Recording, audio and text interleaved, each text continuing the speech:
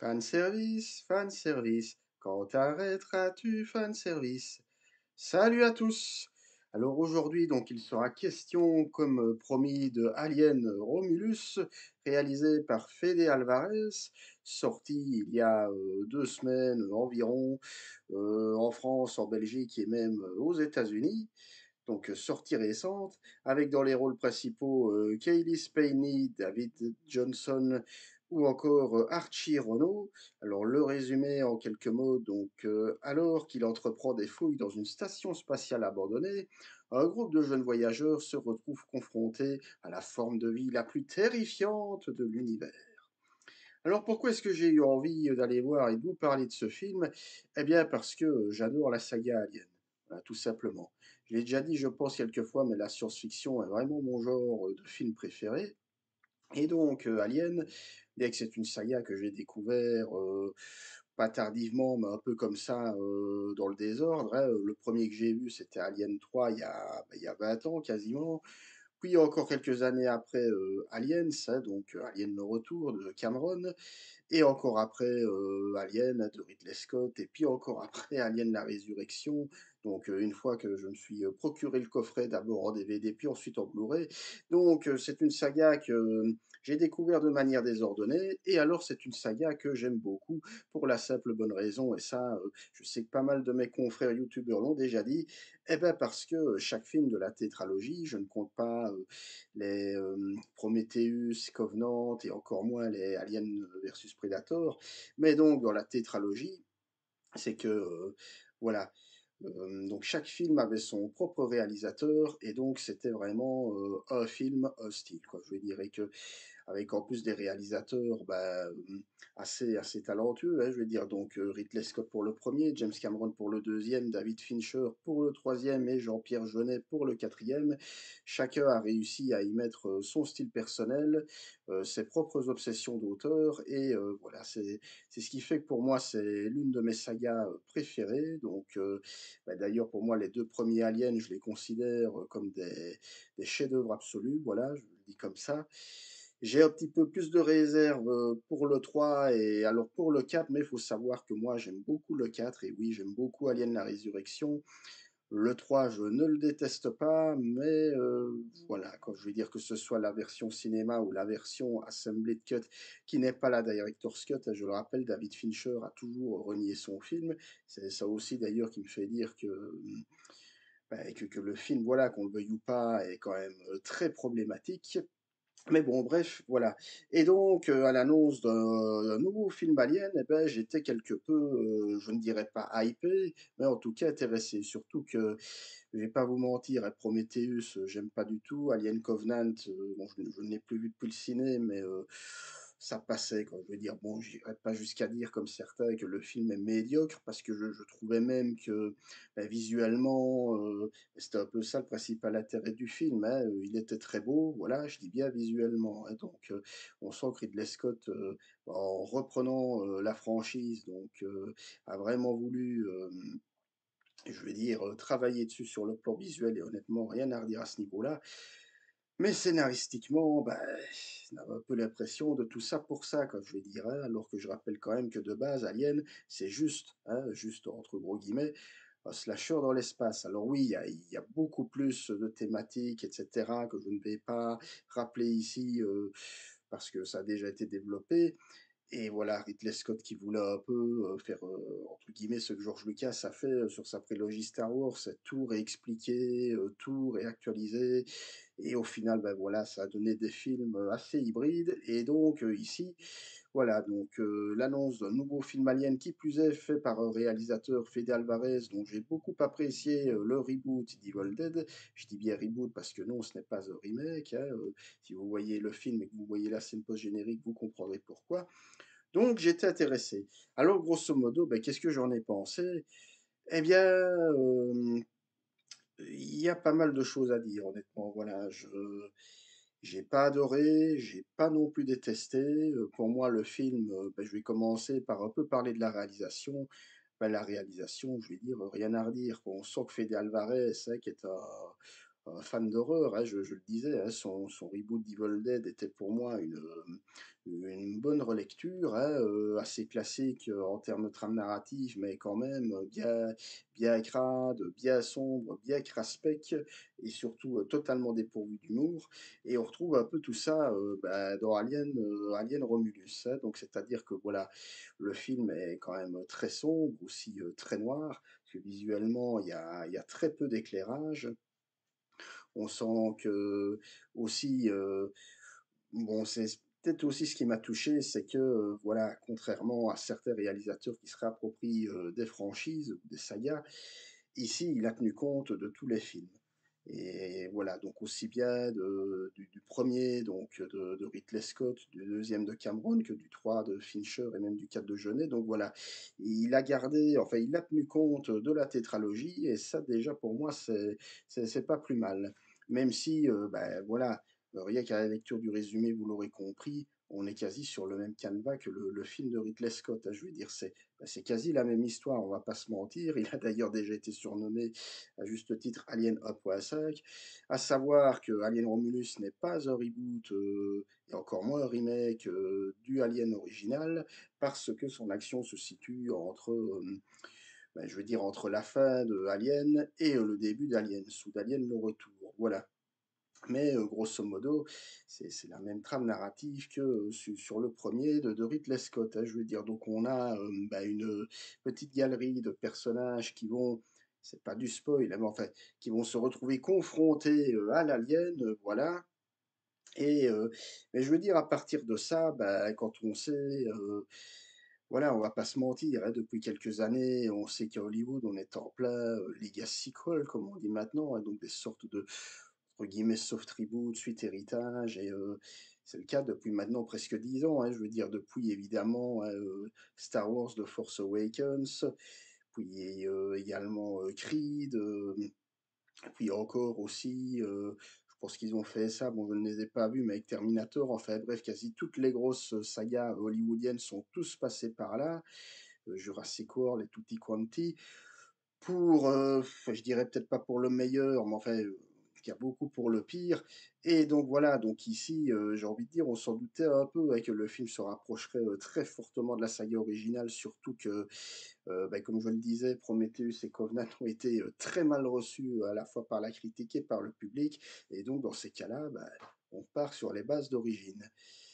Alors vous allez me dire: «Bah oui, repartir sur les bases d'origine, encore faut-il que ça soit bien fait». Mais c'est là justement tout le paradoxe du film, c'est que, il rend hommage, à la tétralogie d'origine, hein, pas seulement au film original, j'insiste, mais il le fait bien.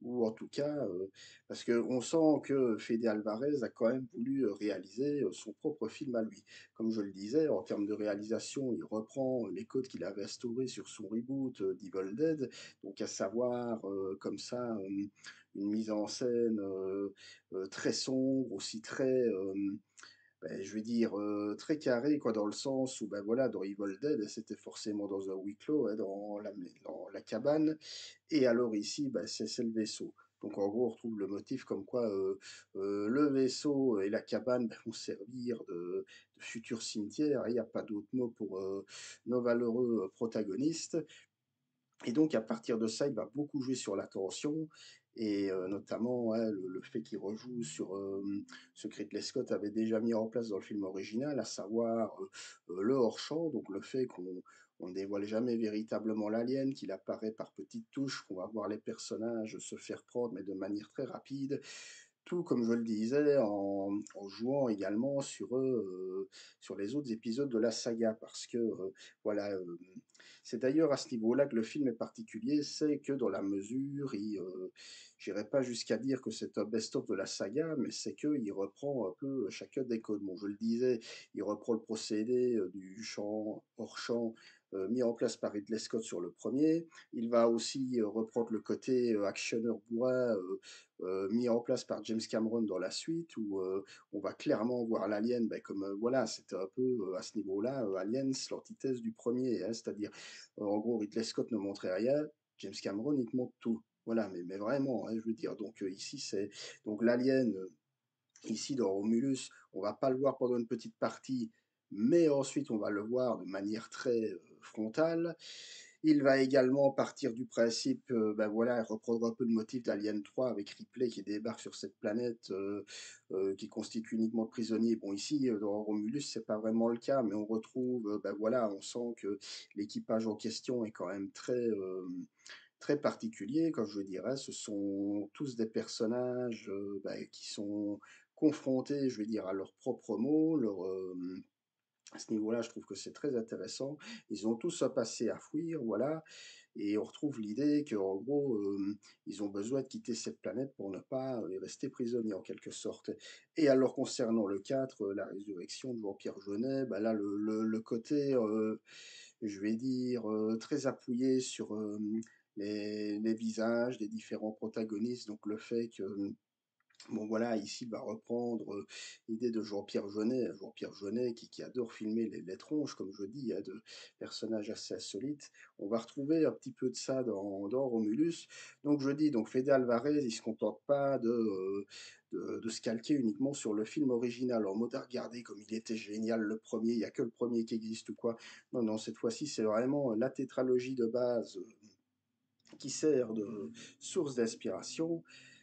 Et j'ai envie de dire qu'à ce niveau-là, bon, ça ne réinvente pas la roue, certes, mais c'est plutôt efficace parce que moi je trouve que le film tel qu'il est, hein, je veux dire, voilà, on retrouve l'idée du slasher dans l'espace, ça se tient, on est tenu en haleine du début à la fin, même s'il y a, et là je vais y revenir, et je peux comprendre que ça ait provoqué un peu la colère de certains, c'est le fan service qui est, voilà, comme je le disais, hein, depuis 10 ans, la base des Legacy Sequel, on est encore une fois en plein dedans parce que, et là je vais gentiment spoiler, mais ne vous tracassez pas, je vous mettrai un code, parce qu'on va retrouver donc le personnage de Rook qui est ni plus ni moins que la copie conforme de Ash, donc l'androïde renégat joué par Ian Holm dans le premier film de Ridley Scott.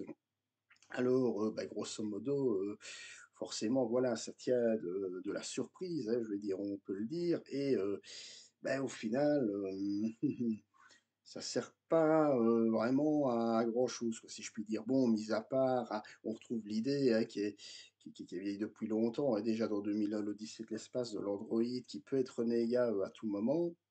Ici, à travers le personnage donc de Andy, joué de très bonne manière d'ailleurs par David Johnson, donc Andy qui est cet androïde comme ça un peu peureux, qui est le frère donc de l'héroïne, joué par Kaylee Spaeny, et qui lui sert un petit peu de guide, et donc Andy qui va servir également de tête de turc un peu au reste de l'équipage, dont deux frères dont la mère aurait été tuée par un androïde, et le personnage d'Andy est plutôt bien développé, quoi, parce que d'un côté, on va le voir, j'ai envie de dire qu'il va se servir d'acolyte, hein, de fiabilité, et puis, en se faisant corrompre, hein, j'ai envie de dire par Rook, qui, je le rappelle, est le sosie de H, on va le voir basculer dans une sorte comme ça presque de folie meurtrière, et ça, même si c'est du déjà vu, c'est plutôt bien fait. Mais là où je veux en venir, c'est que c'est un petit peu pour moi le piège et là je referme la zone spoiler, c'est pour moi un petit peu le piège de tous ces legacy sequels, quoi. C'est le fait qu'on nous, je veux dire, on va jusqu'à nous remettre les personnages originaux, pardon, d'il y a plus de 40 ans, surtout qu'ici, Ian Holm est décédé depuis quelques années, et j'imagine que oui, il manquerait pas plus que ça. Ils ont demandé l'autorisation à la famille de pouvoir réutiliser son visage, mais c'est pas que ça fait un peu creepy, mais à un moment donné, on se dit qu'on en est là.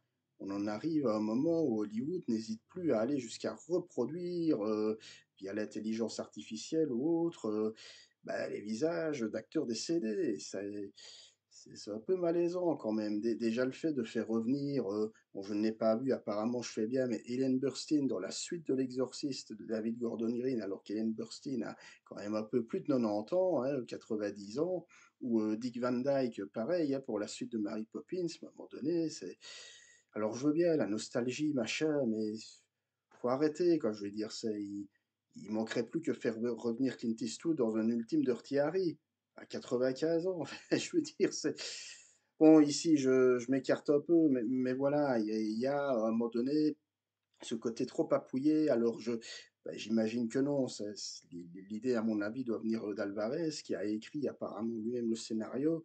Mais il y a ce côté comme ça, un petit peu malaisant, je vais dire, de la nostalgie poussée à l'extrême, au point qu'on va jusqu'à reproduire, mais vraiment reproduire le visage des acteurs. Et pour moi, c'est un manque flagrant de subtilité, et je comprends très bien les réactions un peu outrées de certaines personnes. Alors en soi, ça n'ôte pas au film, hein, ses réelles qualités de mise en scène, hein, je l'ai dit, la tension est palpable du début à la fin. On a tout ce côté vraiment organique, où ben, on retrouve vraiment tout le côté crasseux, poisseux qu'il y avait déjà dans le premier Alien, hein, avec le Nostromo, qui était déjà un vaisseau, mais sale de chez sale.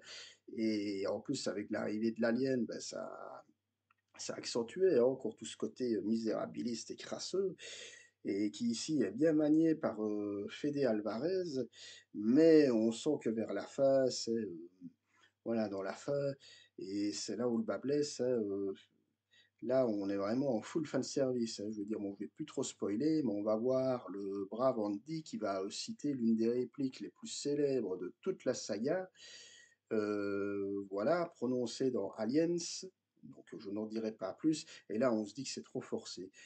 Pour le coup, c'est beaucoup, beaucoup trop forcé. Voilà, et c'est encore une fois le piège de tous ces legacy sequels ou quoi. On l'a vu dernièrement avec le dernier Ghostbusters, c'est pareil, hein, je veux dire, faire revenir les acteurs qui ne sont là, en fait, dans le cas de Ghostbusters, à Bill Murray, que pour encaisser leur chèque, et mais rien d'autre. Alors c'est bien beau de les revoir, mais ça n'a plus la même saveur. Alors je veux bien qu'il y ait l'idée des nouvelles générations, etc. Mais je veux dire, la saga Alien, c'est une saga qui existe depuis 45 ans.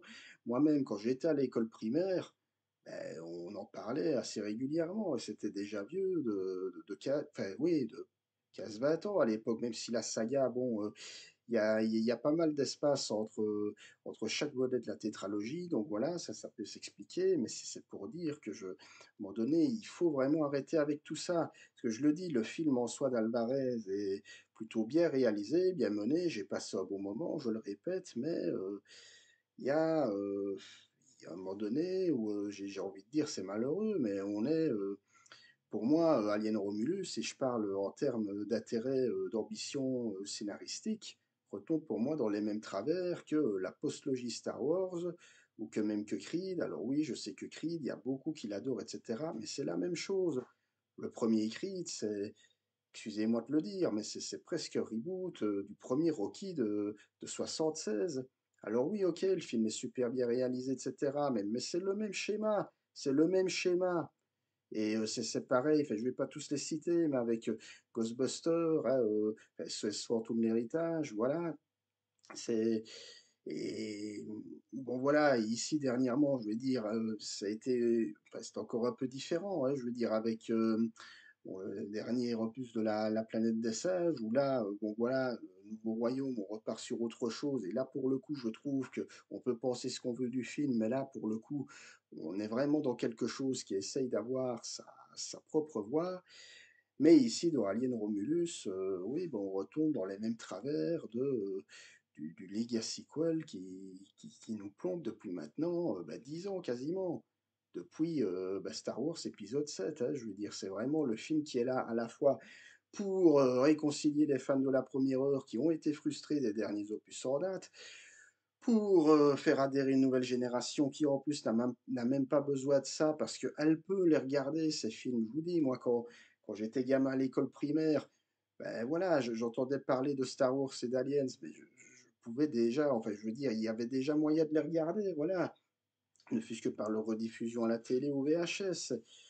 Donc, voilà, alors on se dit, pourquoi faire ça? Pourquoi faire tout ça? Surtout quand on a plus grand-chose à raconter. Parce que je le disais, ici, niveau scénario, je spoil à peine, c'est grosso modo la même intrigue que dans le film original de Ridley Scott. Alors en soi, c'est pas mal fait, je vous dis, ça reste du bon divertissement, mais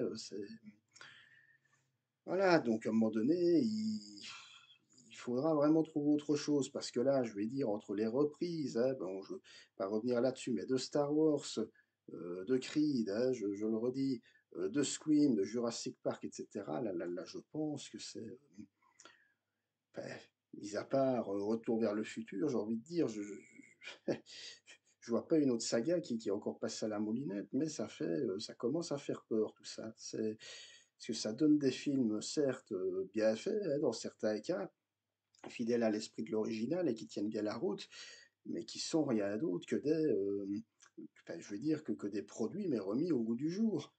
Parce que voilà, ici, le premier Alien, bon, il est sorti il y a 45 ans, c'est devenu, un classique, du cinéma. Mais ici, le film de Fede Alvarez, dans 45 ans, est-ce qu'on s'en souviendra encore? Je suis pas sûr. C'est enfin voilà, bon, enfin, vous me direz, ça fait 10 ans que ça dure, mais c'est un constat qui est quand même doux amer.